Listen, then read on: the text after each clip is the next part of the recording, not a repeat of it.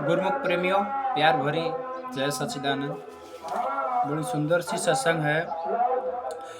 सतगुरु की महिमा गाने वाले से प्रेम करो, ना कि जो तुम्हारी बड़ाई करे उनसे करो, क्योंकि महिमा योग्य तो केवल सतगुरु ही है।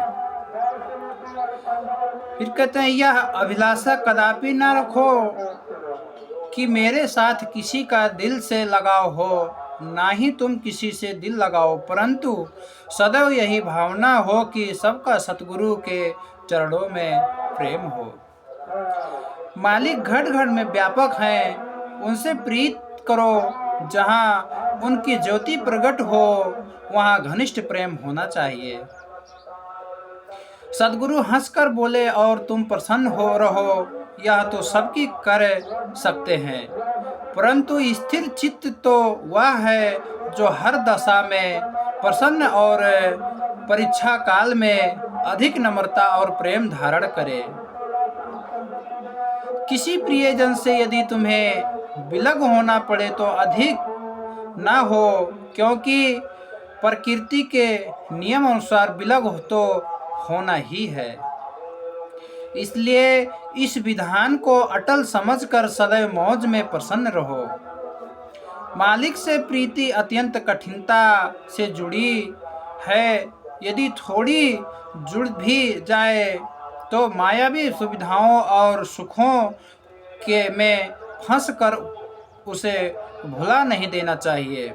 सदैव यही प्रार्थना करें कि यह प्रीति सदैव बनी रहे और अंत तक साथ रहे। सद्गुरु के सेवक की रुचि संसारी पदार्थों में नहीं होती, बल्कि वह शारीरिक दुखों को पाकर भी समानता अनुभव करते हैं। सतगुरु से जो शिक्षाएं और गुण प्राप्त हुए हैं वे सब उनकी देन समझो कि अपना अधिकार समझकर अहंता में न आओ। अहंकार करोगे तो मालिक की बख्शी हुई सर्प कृपा लुप्त हो जाएगी। इसलिए सदैव यह खाओ और अधिक विनम्र बनो। कठिन से कठिन कार्य एक रस प्रेम निभाना है। अभी यदि कष्टों में हो तो विश्वास करो कि कभी सुख भी उपलब्ध हो जाएंगे। सेवक की रक्षा करना सतगुरु अपना प्रथम कर्तव्य समझते हैं। अहंकार से बचाने के लिए, विनम्रता धारण कराने के लिए कभी ऐसी रचना रचा देते हैं ताकि सेवक अभिमान में ना आ जाए और भक्ति धन को ना खो बैठे। परिश्रम से जो आराम मिलता है उसे वास्तविक विश्राम समझो और प्रमाद से जो आराम मिलता है उसे बेआराम समझो। अहं भाव ईश्वरीय मार्ग में रुकावट है। यदि मालिक की दयालुता सदैव स्मरण रखोगे तो उनकी कृपा दृष्टि सदा होती रहेगी। मालिक का हर समय धन्यवाद करते रहो और उनके उपकारों का गुण गायन करते रहो ताकि उनकी कृपा सदा बनी रहे। दुख जो मिला है उसका कारण स्वयं को ही समझो। अभी भी उनकी कृपा समझोगे, उनमें सूली से कांटा बनाया है। गुरुमुखों का सच्चा धन गुरु कृपा है। उन्हें लोगों के सम्मान की आवश्यकता नहीं है।